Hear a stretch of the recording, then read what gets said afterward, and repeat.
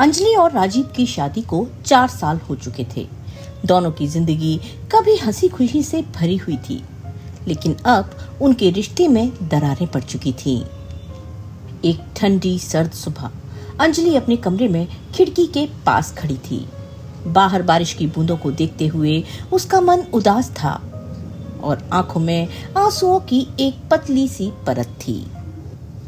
आज कोर्ट में उनके तलाक की अंतिम सुनवाई थी। राजीव, जो कभी उसकी हर छोटी बड़ी खुशी का ख्याल रखता था, अब उससे बात तक नहीं करता था।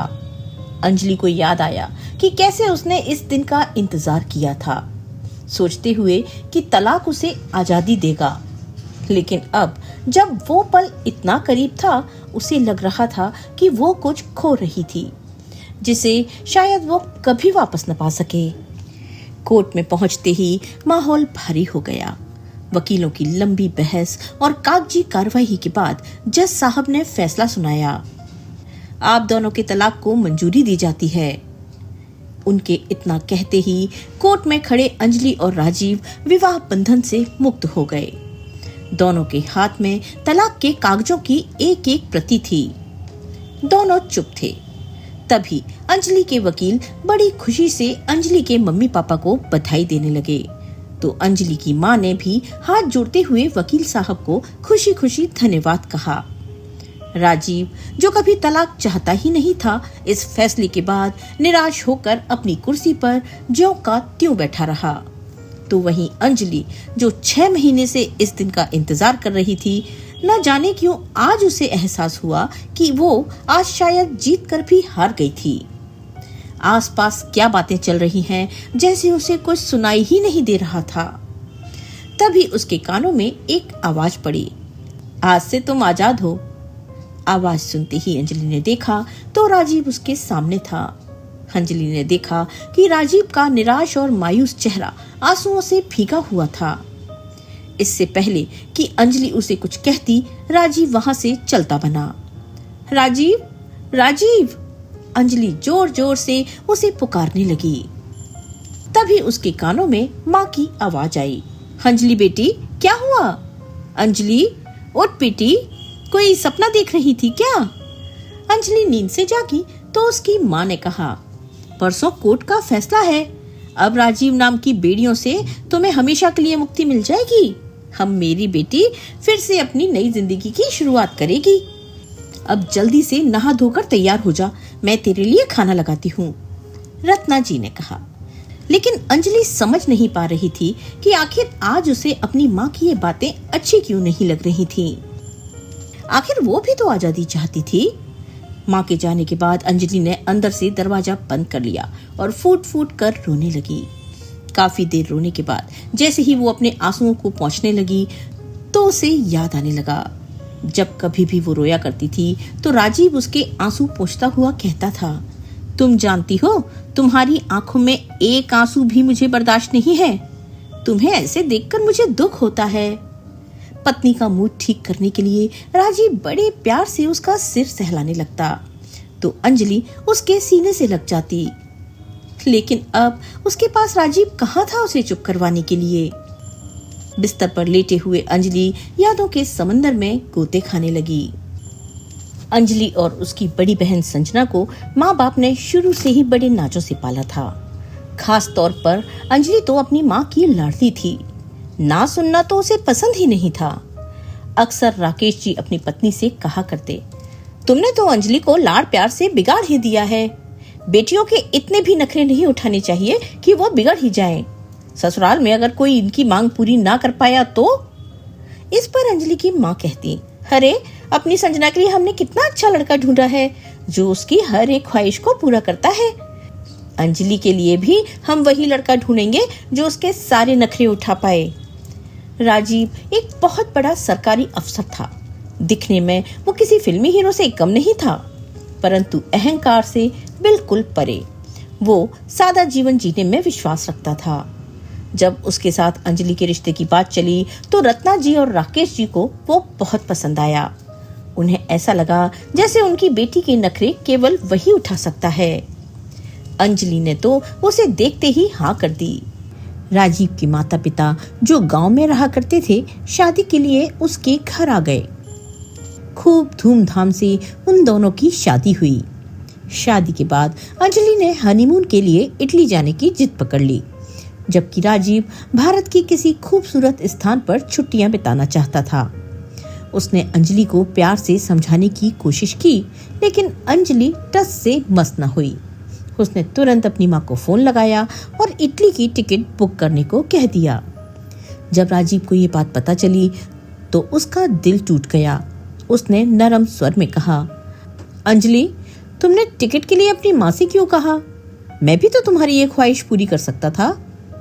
अंजलि ने हल्के फुल्के अंदाज में जवाब दिया, अरे तुम तो मेरी बात मान ही नहीं रहे थे, इसलिए मैंने माँ से कह दिया। वो तो मेरी हर बात मान लेती है। राजीव ने फिर कहा, अंजलि, मैंने मना थोड़े ही किया था, हम तो अभी बात कर रहे थे। अगर तुम इटली जाना चाहती हो तो ठीक है, लेकिन मैं तुम्हें अपनी मेहनत की कमाई से ले जाना चाहता हूँ। माँ को टिकट के पैसे लौटा दो। अंजलि ने बेपरवाही से कहा, अरे इसमें इतना सोचने की क्या बात है? मेरे मम्मी पापा तो हमारे अपने ही हैं। आखिरकार राजीव ने अंजलि की बात मान ली और शादी के 5 दिन बाद ही दोनों इटली के लिए रवाना हो गए। इटली पहुंचते ही अंजलि होटल के शानदार कमरे को देखकर खुशी से झूम उठी। कुछ देर आराम करने के बाद जब वे घूमने निकलने को तैयार हुए तो अंजलि जीन्स और टॉप में सजकर बाहर आई। उसकी सादगी और खूबसूरती देख राजीव की नजरें उस पर ठहर गईं। चलो ना, अब देर मत करो। अंजलि ने चहकते हुए राजीव का हाथ पकड़ा। यहाँ सब कुछ इतना खूबसूरत है जैसे मैं किसी सपने में हूँ। अच्छा हुआ मम्मी पापा ने टिकट्स बुक करवा दी, वरना तुम तो मुझे किसी साधारण सी जगह पर ही ले जाते। तुम्हारे भरोसे होती तो ये नजारे कहाँ देख पाती। अंजलि की ये मासूम सी बात राजीव को चुप गई, पर वो चुप रहा। उसे पता था कि अंजलि की ये बातें नादानी में निकली हैं। उसका दिल साफ है और यही मासूमियत तो थी जो राजीव को उसमें सबसे ज्यादा पसंद थी। उसने अंजलि को उसकी छोटी मोटी कमियों के साथ ही स्वीकार किया था। दिन यूं ही बीतने लगे। वे दोनों एक दूसरे के साथ बहुत खुश थे। जब वे भारत वापस लौटे तो एयरपोर्ट पर पहुंचते ही उन्हें लेने के लिए रत्ना जी ड्राइवर के साथ गाड़ी लेकर वहां पहुंच गईं और बोली, आज तुम दोनों हमारे घर पर ही चलो, खाना तैयार है। तो राजीव बोला, नहीं माँ, घर पर माँ बाबूजी इंतजार कर रहे हैं। माँ ने खाना भी बना कर रखा है। 2-3 दिन में तो वो गांव वापस लौट जाएंगे, तब हम आ जाएंगे। अरे पर मैंने इतने प्यार से खाना बनाया है, उसका क्या?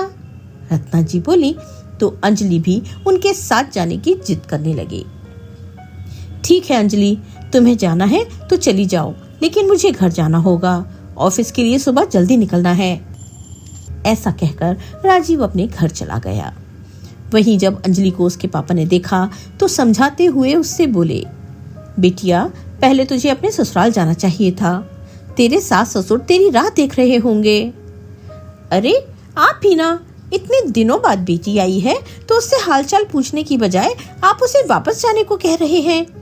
और फिर ससुराल कहाँ भागा जा रहा है? पहले हम तो मिल लें अपनी बेटी से। ऐसा कहते हुए रत्ना जी अपनी बेटी को प्यार से चूमने लगी। शाम को पिता के समझाने पर अंजलि अपने ससुराल वापस लौट गई। अगले दिन सुबह राजीव अंजलि को नींद से जगाने लगा। अंजलि उठो, 10 बजने को आए हैं, मम्मी पापा क्या सोचेंगे? तो अंजलि बोली, अरे राजीव, अभी मुझे और सोना है। सफर की थकान अभी उतरी नहीं है। ऑफिस जाने के लिए राजीव कमरे से तैयार होकर बाहर आया तो उसकी माँ ने नाश्ता लगाया। तो राजीव बोला, सफर से थक कर आई है ना, इसलिए अभी उठी नहीं। कोई बात नहीं बेटा, बहू को सोने दो। बेटे बहू के हनीमून से लौटने के बाद राजीव के माता पिता पूरा 1 हफ्ता उनके घर रहे, लेकिन अंजलि ने एक दिन भी उन्हें खाना पका कर नहीं खिलाया।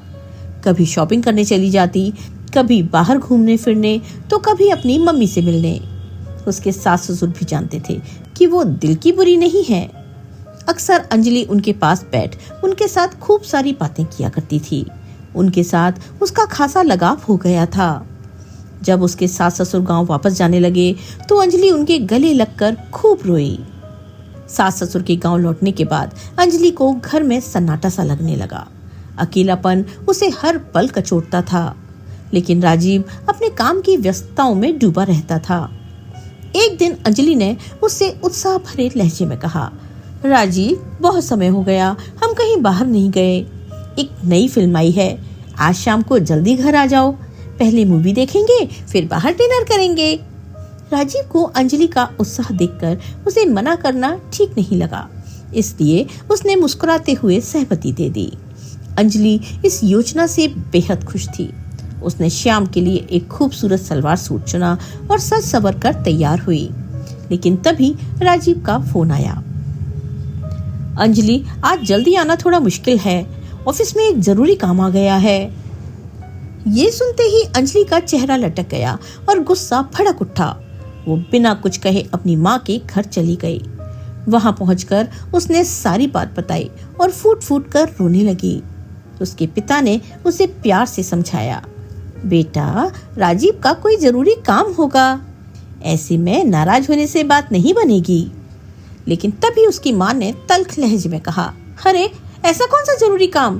क्या मेरी बेटी उसके घर की नौकरानी है कि सारा दिन घर संभाले और वो उसे एक फिल्म तक न दिखा सके? चल बेटी, आज हम दोनों शॉपिंग करेंगे और फिर बाहर डिनर भी करेंगे। अंजलि की माँ की बात सुनकर उसका मूड हल्का हो गया। वो चहकते हुए बोली, मम्मी, आप मेरी खुशी का कितना ख्याल रखती हैं।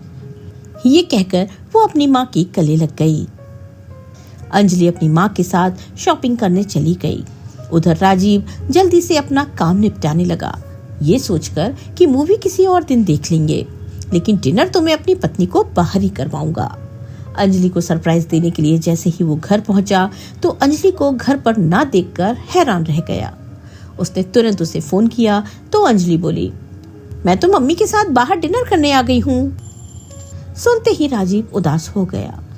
एक बार फोन करके बता तो दिया होता। अरे राजीव, मुझे ध्यान नहीं रहा, और वैसे भी तुमने तो मेरा मूड खराब करने में कोई कमी नहीं छोड़ी थी। वो तो मेरी मम्मी है जो मेरा इतना ध्यान रखती है। दोपहर के राजमा चावल पड़े हैं, तुम गर्म करके खा लेना, मैं थोड़ी देर में घर पहुंच जाऊंगी। ये बात राजीव को बहुत बुरी लगी। बिना खाना खाए ही वो बिस्तर पर लेट गया। कुछ देर बाद अंजलि भी घर लौट आई। अगले दिन राजीव जैसे ही ऑफिस जाने लगा तभी अंजलि बोली, राजीव, मेरी तबीयत कुछ ठीक नहीं लग रही।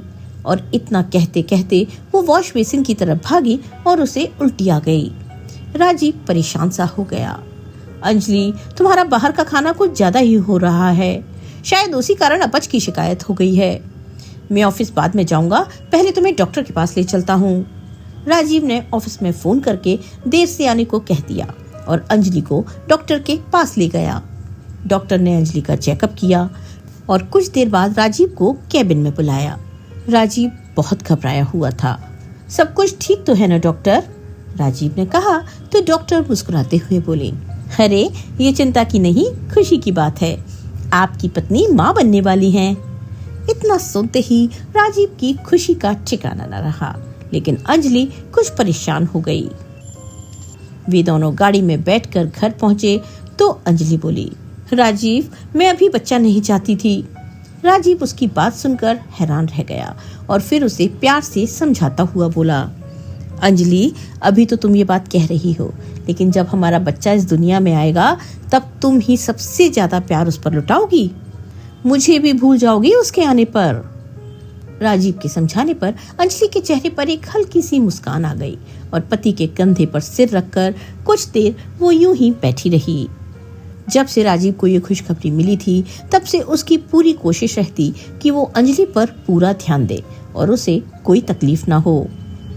अभी एक सप्ताह ही बीता था कि अंजलि के पास उसकी एक सहेली का फोन आया। कुछ देर इधर उधर की बातें करने के बाद अंजलि ने उसे बताया कि वो माँ बनने वाली है। तो ये सुनकर उसकी सहेली हैरानी से बोली, What are you saying, Anjali? तुम इतनी बड़ी बेवकूफी कैसे कर सकती हो? अभी तो तुम्हारी शादी हुई थी, लाइफ एंजॉय करने का समय था और तुम इन सब झंझटों में फंस गई। एक बार तेरा बच्चा इस दुनिया में आ गया, फिर तेरी अपनी आजादी तो गई। सहेली की बात सुनकर अंजलि बोली, अरे यार, क्या बताऊं, मैं भी अभी इन सब बातों में नहीं फंसना चाहती थी। पर अब क्या करूं, मुझे कुछ समझ नहीं आ रहा। राजीव तो ये बात सुनकर इतना खुश है कि मैं बता नहीं सकती। अरे यार, इन आदमियों का क्या है, फर्क तो एक औरत की जिंदगी में पड़ता है। पूरे शरीर का बैलेंस बिगड़ जाता है, जिंदगी उथल पुथल हो जाती है। मेरी मान, अभी देर नहीं हुई, अब भी तो इस परेशानी से छुटकारा पा सकती है, सोच ले। फोन रखने के बाद अंजलि सोच में पड़ गई। कभी तो उसे राजीव की खुशी का ख्याल आने लगता, तो कभी अपनी आजाद जिंदगी के बारे में सोचने लगती। बहुत देर सोचने के बाद आखिरकार वो एक निर्णय पर पहुंच गई और अपनी माँ को फोन लगाया। सारी बात बताते हुए उसने एक बात स्पष्ट कर दी कि वो ये बच्चा नहीं चाहती। तो उसकी माँ ने भी उसका साथ देते हुए कहा, तुम वही करो जिसमें तुम्हारी खुशी हो, मैं तुम्हारे हर फैसले में तुम्हारे साथ हूँ। शाम को जब राजीव घर लौटा तो अंजलि ने कहा, राजीव, मैंने फैसला कर लिया है। अंजलि की बात सुनकर राजीव उसे हैरानी से देखने लगा। किस बात का फैसला अंजलि? यही कि मैं अभी बच्चा नहीं चाहती। राजीव को ऐसा लगा जैसे उसके कानों में किसी ने शीशा खोल दिया हो। तुम ऐसा सोच भी कैसे सकती हो? अरे, एक माँ तो ममता की मूरत होती है, और तुम इतनी कठोर हो गई कि अपनी ही नन्ही सी जान का गला घोटने को तैयार हो गई। फिर राजीव ने अपने गुस्से पर काबू किया और बड़े प्यार से उसे समझाता हुआ बोला, देखो अंजलि, इस बच्चे की सारी जिम्मेदारी सिर्फ तुम्हारी नहीं होगी। जब वो रात को जागेगा तो मैं उठकर उसका ख्याल रख लूंगा। कपड़े गंदे करेगा तो डायपर भी बदल दूंगा। भूख लगेगी तो दूध की बोतल भी तैयार कर दूंगा। कम ऑन राजीव, मुझे इमोशनली ब्लैकमेल करने की कोई जरूरत नहीं है। मेरी डॉक्टर से बात हो चुकी है। कल हम लोग डॉक्टर के पास चलेंगे इस बच्चे से छुटकारा पाने के लिए। तभी राजीव जोर से चिल्लाया, तुम सोच भी कैसे सकती हो कि इस काम में मैं तुम्हारा साथ दूंगा? तभी अंजलि बोली, राजीव, मैंने तुम्हें बताना था तो बता दिया। अब तुम चलो या ना चलो, वो तुम्हारी इच्छा।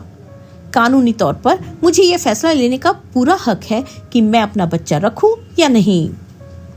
फिर राजीव गुस्से से कांपता हुआ बोला, अंजलि, इस बच्चे पर जितना हक तुम्हारा है उतना ही मेरा भी है, तो इसकी जिंदगी का फैसला तुम अकेले कैसे कर सकती हो? राजीव, मैं अब किसी बहस में नहीं पड़ना चाहती।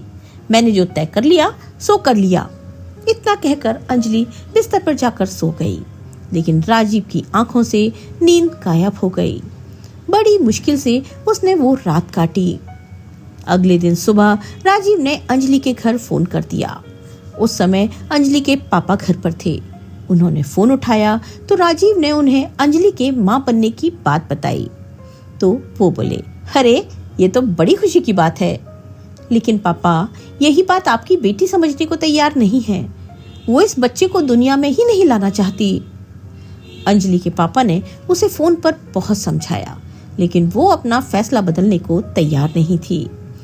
थोड़ी देर में तैयार होकर अपना पर्स उठाते हुए अंजलि बोली, राजीव, तुम मेरे साथ चल रहे हो या नहीं? लेकिन राजीव कुछ नहीं बोला। तो ठीक है, मैं अस्पताल जा रही हूँ, मुझे तुम्हारा इंतजार रहेगा। अगर तुम नहीं आए तो मैं समझ जाऊंगी कि तुम मुझसे कोई रिश्ता नहीं रखना चाहते। उसके बाद मैं कभी यहाँ नहीं आऊंगी। अंजलि अस्पताल पहुंची तो उसकी मम्मी वहां उसका इंतजार कर रही थी। सारी तैयारी हो चुकी थी। कुछ ही देर में उसका अबॉर्शन करवा दिया गया।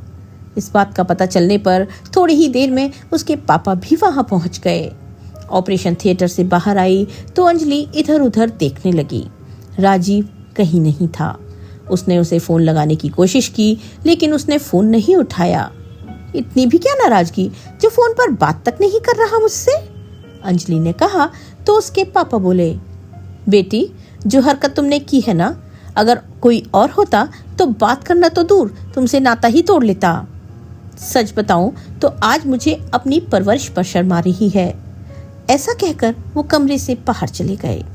फिर अंजलि ने राजीव को फिर से फोन लगाया। बहुत बार फोन करने के बाद उसने फोन उठाया तो बोला, अब क्या बताने के लिए फोन किया है कि तुमने हमारे प्यार की निशानी को इस दुनिया में आने से पहले ही खत्म कर दिया? एक तरह से तो अच्छा ही हुआ, क्योंकि तुम माँ बनने के लायक हो ही नहीं। तुम क्या जानो माँ की ममता क्या होती है। ये सुनकर अंजलि रूंधी आवाज में बोली, राजीव, मुझे लेने कब आओगे? हम बैठकर अपने मनमुटाव को सुलझा लेंगे। नहीं अंजलि, अब हमारे बीच बात करने को कुछ नहीं बचा। तुम्हें जब आना हो तो आ जाना, पर मैं तुम्हें लेने नहीं आ पाऊंगा। इतना कहकर राजीव ने फोन रख दिया। अंजलि की आंखों से आंसू फूट पड़े कि आखिर हर मांग पूरी करने वाला उसका पति इतना कठोर कैसे हो गया। तभी उसकी मम्मी कमरे के अंदर आई तो उसे ऐसे रोते देखकर बोली, क्या हुआ मेरी बेटी, ऐसे क्यों रो रही है? मम्मी, राजीव मुझसे बहुत गुस्सा है, कहते हैं कि अब मुझे लेने नहीं आएंगे। क्या मैंने इतना बड़ा गुनाह किया है? इतना बोलते बोलते वो अपनी माँ के गले लगकर सुबकने लगी तो उसकी माँ उसके आंसू पोंछते हुए बोली, किसने कहा कि तुम दोषी हो? तुमने कोई गलत काम नहीं किया, मैं हमेशा तुम्हारे साथ हूँ। अपनी माँ की ये बात सुनकर अंजलि को पूरा विश्वास हो गया कि उसने एकदम सही फैसला लिया है। राजीव यूं ही राई का पहाड़ बना रहा है। अंजलि अपनी माँ के साथ अपने मायके में आ गई। मायके में रहते हुए वो हर पल अपने पति के आने का इंतजार कर रही थी, लेकिन ना तो राजीव उसे लेने आया, ना ही उसने उसे कोई कॉल या मैसेज किया। दिन बीतने के साथ साथ अंजलि की बेचैनी बढ़ती जा रही थी। अपने मोबाइल फोन में राजीव के साथ खुद की फोटो देख देख कर वो रोती जा रही थी। तभी उसके पापा उसके पास आए और बोले, बेटी, मैं जानता हूँ कि तू राजीव से बहुत प्यार करती है। उसके बिना एक एक पल काटना तेरे लिए मुश्किल हो रहा है। तू उसे फोन क्यों नहीं कर लेती? अगर तू एक कदम आगे बढ़ाएगी तो मुझे पूरा यकीन है कि वो तुझे लेने आ जाएगा। क्यों पापा, मैं फोन क्यों करूं? आखिर मैंने ऐसा कौन सा गुनाह कर दिया? गुस्से में अंजलि बोली तो उसके पापा ने कहा, जब तुम अपनी जिद छोड़ना ही नहीं चाहती तो फिर दिन भर अपने आप को कमरे में बंद करके क्यों रोती रहती हो? इतना सुनते ही अंजलि बोली, आखिर कैसे पिता हैं आप? मेरी परेशानी भी आपको नजर नहीं आती? हमेशा आप मुझे ही गलत ठहराते रहते हो। सही कहा बेटी तुमने। कैसा बाप मैं जो अपनी बेटी को इतना भी न समझा सका कि क्या सही है और क्या गलत। और वैसे तुम क्या जानो माँ बाप के लिए संतान क्या मायने रखती है? तुमने तो अपनी ही संतान का। इतना कहते कहते उसके पापा चुप हो गए और कमरे से बाहर निकल आए। अपने पिता की बात सुनकर अंजलि को ऐसा लगा जैसे उसके मुंह पर किसी ने एक करारा तमाचा जड़ दिया हो। राकेश जी जानते थे कि उनका दामाद बहुत समझदार है, इसलिए अपनी बेटी के रिश्ते को बचाने के लिए उन्होंने राजीव को फोन लगाया। बेटा, मैं जानता हूँ कि तुम्हें कुछ कहने का मेरा कोई हक नहीं है। मेरी बेटी की करतूतों ने ये हक मुझसे छीन लिया है, लेकिन फिर भी उसकी हरकतों के लिए मैं तुमसे माफी मांगता हूँ। मैं जानता हूँ अंजलि जिद्दी है, परंतु ये भी सच है कि वो तुमसे बेहद प्यार करती है। मैं हाथ जोड़कर गुजारिश करता हूँ कि इस रिश्ते को फिर से एक मौका दो। नहीं पापा, आप ये कैसी बात कर रहे हैं? मैंने तो अंजलि से कहा था कि ये घर उसका है, वो जब मर्जी आ सकती है। फिर भी यदि आप कहते हैं तो मैं एक बार फिर से उससे बात करूंगा। अगर मेरे बात करने से हमारा रिश्ता सुधरता है तो ऐसा करने में मुझे कोई हर्ज नहीं है। थोड़ी देर में राजीव ने अंजलि को फोन लगाया तो राजीव की कॉल देखकर अंजलि के चेहरे पर मुस्कुराहट आ गई। उसने झट से फोन उठाया तो दूसरी ओर से आवाज आई, हेलो अंजलि, कैसी हो तुम? थोड़ा गुस्सा दिखाते हुए अंजलि बोली, इतने दिनों बाद तुम्हें आज मेरी याद आई है। तुमने तो ये जानना तक जरूरी नहीं समझा कि मेरी तबीयत ठीक भी है या नहीं। अच्छा बताओ, कैसे फोन किया? तो राजीव बोला, अंजलि, जो हो गया सो हो गया। अब अपना गुस्सा भूलकर अपने घर वापस आ जाओ। अगर तुम कहो तो मैं शाम को तुम्हें लेने आ जाऊं। तभी अंजलि बोली, मुझे चलने में कोई परेशानी नहीं है, लेकिन मैं ये नहीं चाहती कि दोबारा से हमारे बीच कोई मनमुटाव पैदा हो। क्या मतलब? मैं समझा नहीं। राजीव ने पूछा तो अंजलि बोली, राजीव, मेरी एक शर्त है कि जब तक मेरी इच्छा नहीं होगी तब तक हम फैमिली प्लानिंग के बारे में नहीं सोचेंगे। ये फैसला करने का अधिकार सिर्फ मेरा होगा। तभी राजीव हैरानी से बोला, अंजलि, पति पत्नी के रिश्ते में शर्तें कहाँ से आ गईं? पहले भी तुम अपनी मनमानी करके बहुत बड़ी गलती कर चुकी हो। ठीक है राजीव, अगर तुम अपनी जिद पर अड़े हो तो मैं तुम्हारे साथ नहीं आऊंगी। अंजलि बोली तो राजीव गुस्से में आ गया और बोला, तुम्हारे पापा के कहने पर मैंने फिर से अपने रिश्ते को सुलझाने की कोशिश की, लेकिन मैं नहीं जानता था कि तुम इतनी नासमझ हो। अच्छा, तो तुम्हें मेरी याद नहीं आई थी? तुम पापा के कहने पर मुझसे बात कर रहे थे और मैं समझ रही थी कि तुम अब भी मुझसे प्यार करते हो। अब तो हरगिज तुम्हारे साथ नहीं आऊंगी। इतना कहकर अंजलि ने फोन पटक दिया और जोर से चिल्लाते हुए बोली, पापा पापा कहाँ हैं आप? तभी उसकी माँ दौड़ती हुई आई और बोली, क्या हुआ बेटी, क्यों चिल्ला रही हो? मम्मी, आखिर पापा चाहते क्या है? अगर मैं उन्हें बोझ लग रही हूँ तो मैं ये घर भी छोड़कर चली जाऊंगी। तभी राकेश जी भी वहां आ गए तो अंजलि गुस्से में बोली, आखिर मुझसे पूछे बिना आपने राजीव को फोन क्यों किया? क्यों उसके सामने गिड़गिड़ाए? उसे तो यही लगेगा ना कि मैं उसके बिना नहीं रह सकती। मेरी जिंदगी का फैसला मुझसे पूछे बिना आपने लिया कैसे? हाँ बेटा, गलती तो मेरी थी, जो मुझे लगा कि तुम समझाने पर समझ जाओगी, लेकिन तुम्हें अपनी जिद के आगे कुछ नजर ही कहाँ आता है। अगर इतना ही घमंड है तुम्हें तो जियो अपनी जिंदगी अपने हिसाब से, अब मैं कुछ नहीं कहूंगा। इतना कहकर राकेश जी अपने कमरे में चले गए तो अंजलि गुस्से से चिल्लाती हुई बोली, हाँ हाँ, मैं भी बता दूंगी राजीव को कि मैं उसके बिना बड़े आराम से जी सकती हूँ। ना जाने क्या समझता है वो अपने आप को। माँ, आप वकील से बात कीजिए और तलाक के पेपर्स रेडी करवाइए। अब मैं उसके साथ नहीं रहने वाली। तलाक की बात सुनकर उसकी माँ ने उसे आराम से बिठाया और बोली, बेटा, इतना गुस्सा अच्छा नहीं है, थोड़ा ठंडे दिमाग से काम लो। कहीं ऐसा ना हो कि इस फैसले के बाद तुम्हें पछताना पड़े।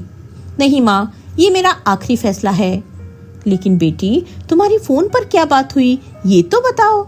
रत्ना जी ने पूछा तो अंजलि ने राजीव के साथ हुई सारी बात बता दी। तो रत्ना जी बोली, ठीक है बेटी, अगर राजीव ही कुछ सुलझाना नहीं चाहता तो हम वकील से बात करते हैं। जो मेरी बेटी चाहेगी वही होगा। कुछ ही दिनों में राजीव के पास तलाक के कागज पहुंच गए। जैसे ही उसने वो कागज पढ़े तो उसकी हैरानी का ठिकाना न रहा। उसे ऐसा लगा जैसे पूरी धरती हिलने लगी है। सारी पुरानी बातें उसके जहन में आने लगी और उसका सिर चकराने लगा। अपना सिर पकड़कर वो धम से जमीन पर बैठ गया। नहीं, मेरी अंजलि ऐसा नहीं कर सकती। ऐसा सोचते हुए राजीव ने अंजलि को फोन मिलाया, लेकिन दूसरी ओर से अंजलि की माँ ने फोन उठाया। मैं अंजलि से बात करना चाहता हूँ, राजीव ने कहा तो रत्ना जी बोली, अब बात करने को बचा ही क्या है? अंजलि तुमसे बात करना नहीं चाहती। नहीं माँ, मैं जानना चाहता हूँ कि क्या ये उसका आखिरी फैसला है? हाँ, मेरी बेटी अब तुम्हारे साथ खुद खुद कर जीना नहीं चाहती। वो इस अनचाहे बंधन से आजाद होना चाहती है। इतना कहकर उन्होंने फोन रख दिया। दिन यूं ही बीतते गए।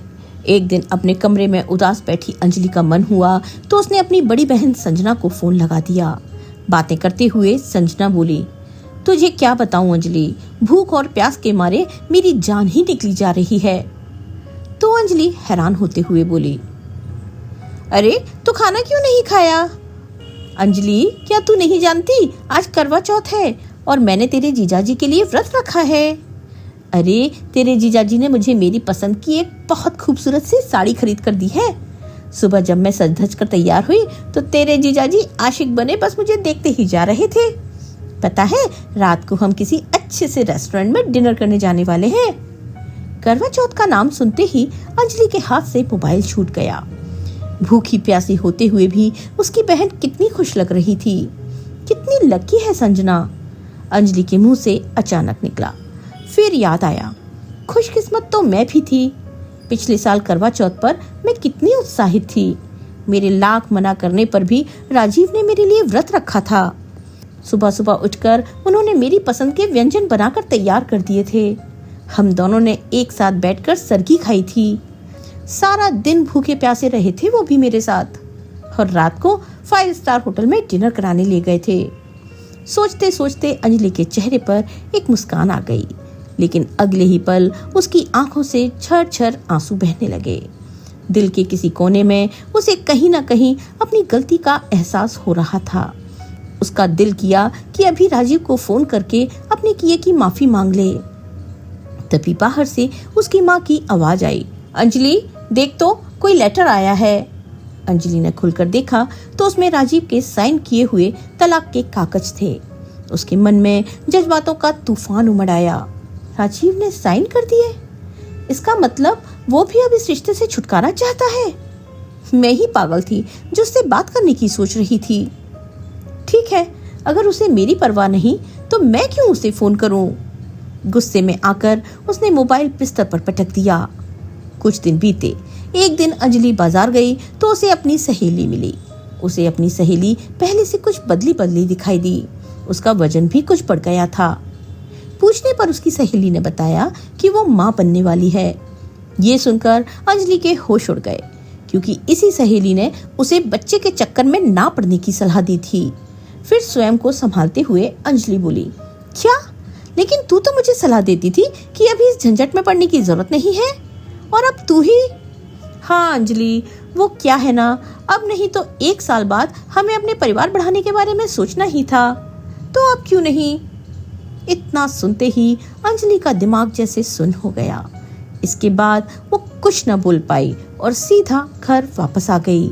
दिमाग में विचारों का तूफान जोर मारने लगा।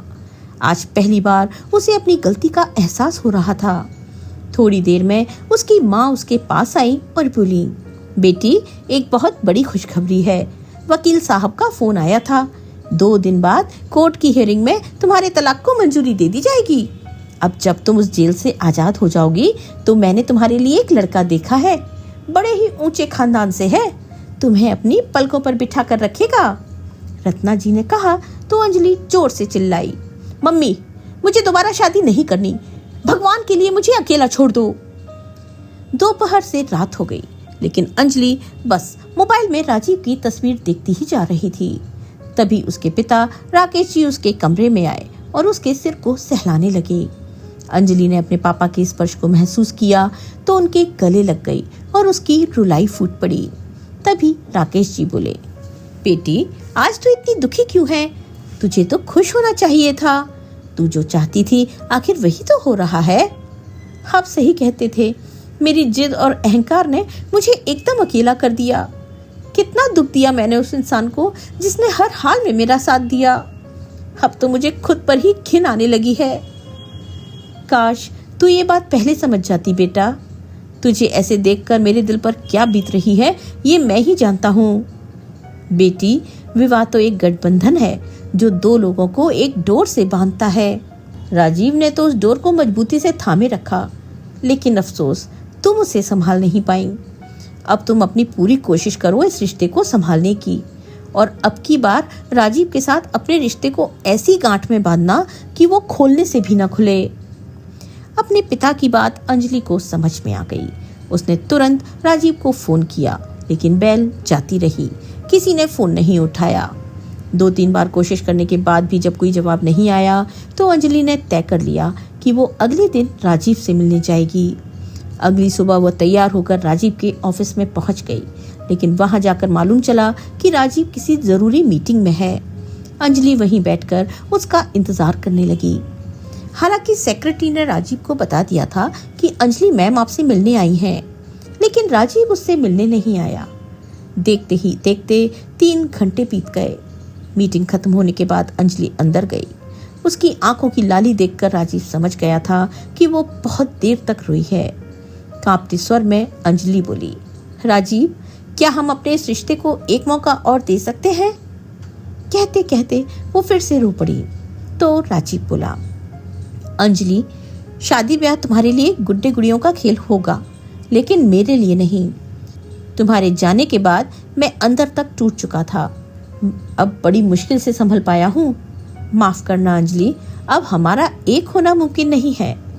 अंजलि बहुत रोई, गिड़गिड़ाई, लेकिन राजीव नहीं माना।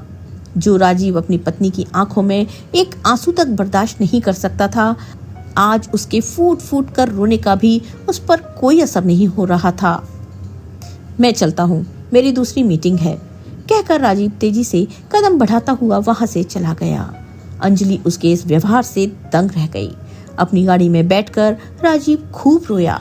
उसकी आंखों के सामने अपनी पत्नी अंजलि का मुरझाया हुआ चेहरा बार बार आ रहा था। आखिर कैसे मैं इतना पत्थर दिल हो गया? खुद को शांत करके उसने अंजलि के पिता राकेश जी को फोन किया और बोला, क्यों पापा, आपने मुझे ऐसा करने को क्यों कहा? अपनी अंजलि का मैंने इतना दिल दुखा दिया। जबकि उसकी आंखों में पश्चाताप मुझे साफ नजर आ रहा था। तभी राकेश जी बोले, बेटा मैं जानता हूँ कि उसे अपने किए पर पछतावा है, लेकिन मैं ये चाहता हूँ कि उसे अपने रिश्तों की कद्र हो। अगर मैं उसका पिता हूँ तो तुम भी मेरे बेटे हो, और मैं तुम्हें दोबारा यूं टूटते हुए नहीं देखना चाहता। अगर उसे सब कुछ आसानी से मिल गया तो वो उसकी कीमत नहीं समझ पाएगी। मैं तुमसे वादा करता हूँ कि अब जो अंजलि तुम्हारे पास आएगी वो रिश्तों की कद्र करना जानती होगी। शायद अंजलि आ चुकी है, मैं फोन रखता हूँ। क्या हुआ बेटी, रो क्यों रही है? अंजलि की माँ ने पूछा तो अंजलि बोली, माँ राजीव ने मुझे माफ नहीं किया, सब कुछ खत्म हो गया। अच्छा, तो तू उस राजीव से मिलने गई थी? उसने फिर से मेरी बेटी का दिल दुखा दिया? तू फिक्र मत कर बेटी, कल तुझे उस पत्थर दिल इंसान से हमेशा हमेशा के लिए छुटकारा मिल जाएगा। उसकी माँ ने गुस्से से आग बबूला होते हुए कहा तो राकेश जी के सब्र का बांध टूट गया। बस रत्ना, बहुत बहका लिया तुमने मेरी बेटी को। मुझे हैरानी है तुम अपने आप को उसकी माँ कहती हो। अरे एक माँ तो अपनी बेटी को परिवार में रहना सिखाती है, और यहाँ तुम उसकी जिंदगी बर्बाद करने पर तुली हो। कड़कती आवाज में राकेश जी बोले तो रत्ना जी हैरान रह गईं। फिर अंजलि बोली, हाँ माँ, पापा बिल्कुल ठीक कह रहे हैं, इसमें राजीव की कोई गलती नहीं है। मुझे ही उसके प्यार की कदर नहीं हुई। उसने हमेशा मेरा साथ दिया, मुझे अपने सिर आंखों पर बिठा कर रखा, लेकिन मैंने क्या किया? अगर मैंने सही फैसला लिया होता तो आज मैं खुशी खुशी उसके साथ अपनी जिंदगी बिता रही होती। लेकिन माँ, मुझे हैरानी है कि अगर मैं रास्ते से भटक गई थी तो आपने मुझे सही रास्ता क्यों नहीं दिखाया? आप तो मेरे हर गलत फैसले को सही ठहरा रही थी। अंजलि अपनी बात कहती जा रही थी और उसकी माँ सिर झुकाए अपराध बोध से भरी नजरों के साथ चुपचाप सुन रही थी। फिर अंजलि ने दृढ़ता से कहा, पापा मैंने फैसला कर लिया है, मैं अभी इसी वक्त अपने पति के पास जा रही हूँ। चाहे मुझे राजीव के सामने घुटने टेक कर माफी ही क्यों ना मांगनी पड़े, लेकिन अब मैं उससे एक पल भी दूर नहीं रह सकती। इतना कहकर अंजलि ने दरवाजा पार किया और अपने घर की ओर चल पड़ी, जहां उसका असली ठिकाना था। कुछ ही देर बाद रत्ना जी का फोन बजा। फोन उठाते ही उनकी बड़ी बेटी संजना की आवाज आई, मम्मी अब मैं बर्दाश्त नहीं कर सकती। क्या हुआ बेटी, बात क्या है? रत्ना जी ने चिंतित होकर पूछा। संजना ने गुस्से में कहा, मम्मी मैं इस आदमी के साथ और नहीं रह सकती, वो अपने आप को न जाने क्या समझता है। मैं अपने बच्चों को लेकर आपके पास आ रही हूँ। रत्ना जी ने सख्त लहजे में जवाब दिया, खबरदार, जो तू अपने पति से झगड़कर यहाँ चली आई, अपने मनमुटाव को खुद सुलझा। मैं जानती हूँ उसे, वो इतना बुरा नहीं है। ये कहकर उन्होंने फोन रख दिया। दोस्तों, अगर हर माता पिता अपनी विवाहित संतानों की हर गलत बात का साथ देना बंद कर दें और उन्हें सही राह दिखाएं, तो इस दुनिया में न जाने कितने रिश्ते टूटने से बच सकते हैं। इस बारे में आपकी क्या राय है, कमेंट सेक्शन में जरूर बताएं। अगर आप हमारे चैनल पर पहली बार आए हैं तो चैनल को सब्सक्राइब करना बिल्कुल ना भूलें। मिलते हैं एक नई कहानी के साथ। तब तक के लिए स्वस्थ रहिए, मस्त रहिए और अपने अपनों का ख्याल रखिए। आपका बहुत बहुत धन्यवाद।